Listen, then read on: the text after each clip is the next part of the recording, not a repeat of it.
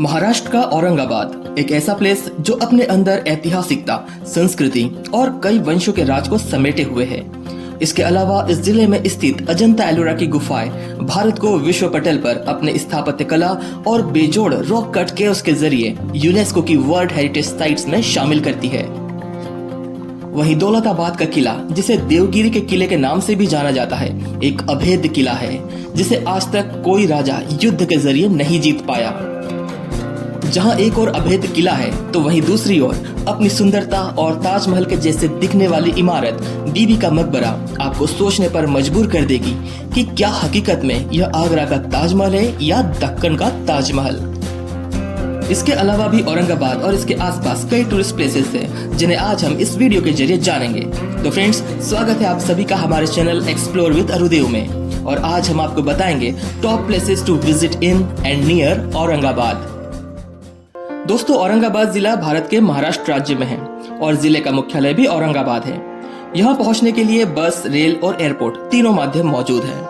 अगर आप फ्लाइट के जरिए औरंगाबाद आना चाहते हैं तो शहर का सबसे करीबी हवाई अड्डा औरंगाबाद एयरपोर्ट है, जो कि शहर से मात्र 6 किलोमीटर की दूरी पर स्थित है। औरंगाबाद एयरपोर्ट एक डोमेस्टिक एयरपोर्ट है, जिसकी वजह से देश के कुछ ही बड़े शहरों से औरंगाबाद हवाई अड्डे के लिए फ्लाइट की सुविधा है।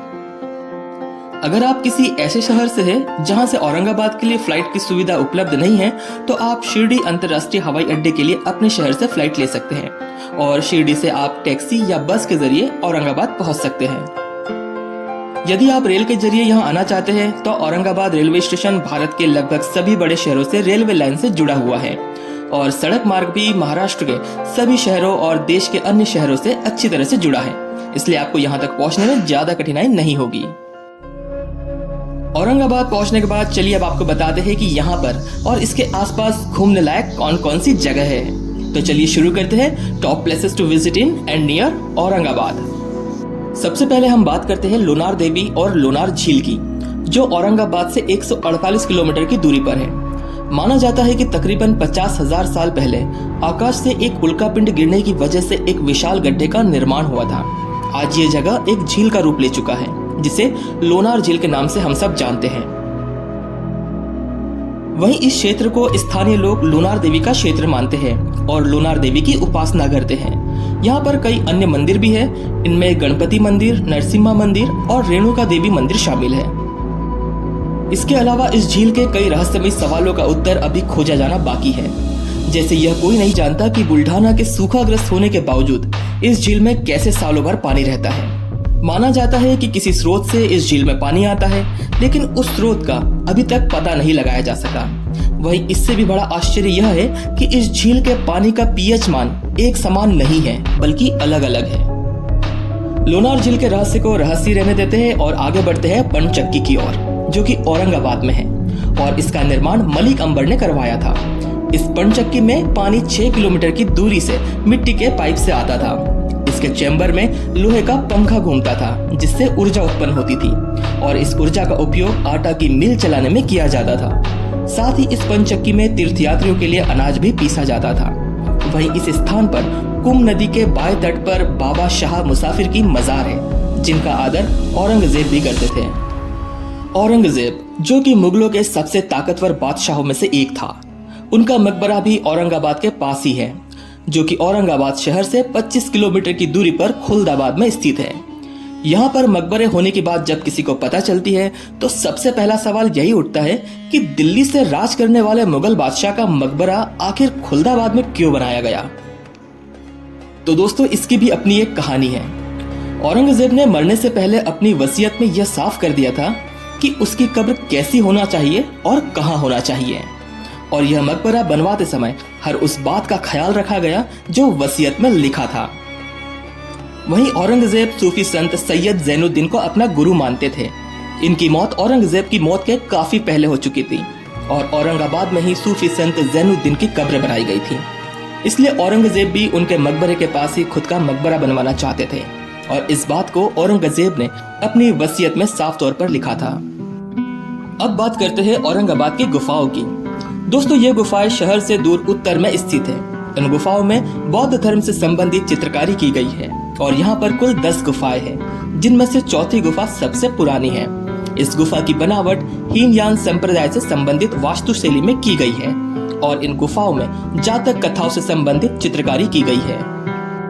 औरंगाबाद की गुफाओं के बाद अब आपको लिए चलते हैं दौलताबाद से 11 किलोमीटर दूर घृष्णेश्वर ज्योतिर्लिंग। यह ज्योतिर्लिंग 12 ज्योतिर्लिंगों में से एक है। कुछ लोग इसे घुश्मेश्वर के नाम से भी पुकारते हैं। यह ज्योतिर्लिंग एलोरा की गुफाओं के नजदीक है। यह शिवलिंग भगवान शिव की अपार भक्त रही घुश्मा की भक्ति का स्वरूप है और उसी के नाम पर ही इस शिवलिंग का नाम घुश्मेश्वर पड़ा था। इस मंदिर के बारे में कहा जाता है कि इस मंदिर का अंतिम जीर्णोद्धार 18वीं शताब्दी में इंदौर की महारानी देवी अहिल्याबाई होलकर ने करवाया था। अब बात करते हैं एक ऐसी इमारत की जो बिल्कुल आगरा के ताजमहल की तरह दिखती है और इसे बीबी का मकबरा कहा जाता है। अपने ताजमहल की तरह दिखने की वजह से इसे महाराष्ट्र का ताजमहल, दक्कन का ताजमहल, दक्षिण का ताजमहल या दूसरा ताजमहल नाम से भी जाना जाता है। ताजमहल की तरह सुंदर इमारत वाले बीबी के मकबरे के बाद अब एक ऐसे किले की बात करते हैं जिसे जीत पाना मुश्किल ही नहीं नामुमकिन था। यह किला औरंगाबाद के पास दौलताबाद में स्थित है, जिसे दौलताबाद का किला या देवगिरी का किला के नाम से जाना जाता है। वास्तव में दौलताबाद की सामरिक स्थिति बहुत ही महत्वपूर्ण है क्योंकि यह जगह भारत के उत्तर और दक्षिण के बीच में पड़ती है और यहाँ से पूरे भारत पर शासन किया जा सकता था। इस किले का निर्माण यादव राजवंश के राजा भिल्लम ने 11वीं शताब्दी में करवाया था।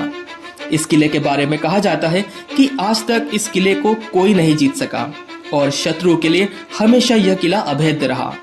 वैसे तो समय समय पर यहाँ पर कई वंशों ने राज किया, लेकिन सीधे सीधे इस किले पर कोई अपना आधिपत्य नहीं जमा सका। छल कपट या और किसी दबाव के चलते ही यहाँ पर कई वंशों ने राज किया। अब बात करते हैं भारत को विश्व पटल पर पहचान दिलाने वाली गुफाओं की, जो कि अजंता और एलोरा की गुफाओं के नाम से विश्व में विख्यात है। यूनेस्को ने इसे अपनी वर्ल्ड हेरिटेज साइट में सन 1983 में ही शामिल कर दिया था।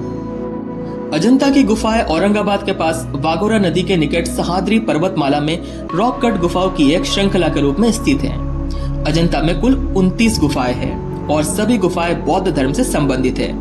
इन 29 गुफाओं में से 25 को विहार के रूप में जबकि 4 को चैत्य यानी कि प्रार्थना हॉल के रूप में इस्तेमाल किया जाता था।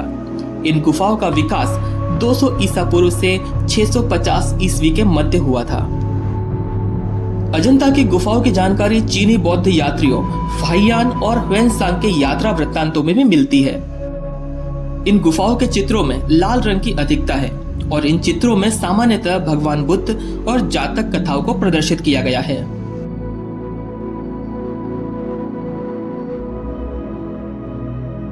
वहीं एलोरा की गुफाओं की बात करें तो यह औरंगाबाद से महज 30 किलोमीटर की दूरी पर है। यहाँ पर कुल 34 गुफाएं हैं, जिनमें से 17 गुफाएं हिंदू धर्म, 12 गुफाएं बौद्ध धर्म और 5 गुफाएं जैन धर्म से संबंधित है। एलोरा की गुफाओं के मंदिरों में सबसे उल्लेखनीय कैलाश गुफा है। यह महाराष्ट्र में सबसे बड़ा रॉक कट प्राचीन हिंदू मंदिर है और इसे चट्टानों को काट कर बनाया गया है। इस मंदिर का निर्माण 8वीं शताब्दी में राष्ट्रकूट वंश के राजा कृष्ण प्रथम के द्वारा करवाया गया था। एलोरा की गुफाओं के निर्माण के बारे में कहा जाता है कि हिंदू और बौद्ध गुफाओं का निर्माण राष्ट्रकूट वंश के शासनकाल के दौरान हुआ था, जबकि जैन गुफाओं का निर्माण यादव वंश द्वारा किया गया था। ये सभी गुफाएं वास्तुकला का एक अद्भुत उदाहरण है और इन गुफाओं का निर्माण बेसोल्ट चट्टानों को काटकर बनाया गया है। दोस्तों, अगर आप एलोरा की गुफाओं, दौलताबाद का किला और बीबी का मकबरा के बारे में डिटेल से जानना चाहते हैं तो इससे जुड़े लॉन्ग वीडियो का लिंक आपको डिस्क्रिप्शन बॉक्स में मिल जाएगा। तो फ्रेंड्स, ये तो हुई औरंगाबाद और उसके आसपास से जुड़े कुछ टॉप प्लेसेस की जानकारियाँ, जिन्हें आपको औरंगाबाद टूर के दौरान जरूर घूमना चाहिए। और अगर आपको हमारा यह प्रयास अच्छा लगा हो तो वीडियो को लाइक और शेयर करें और चैनल पर नए हो तो चैनल को सब्सक्राइब जरूर करें।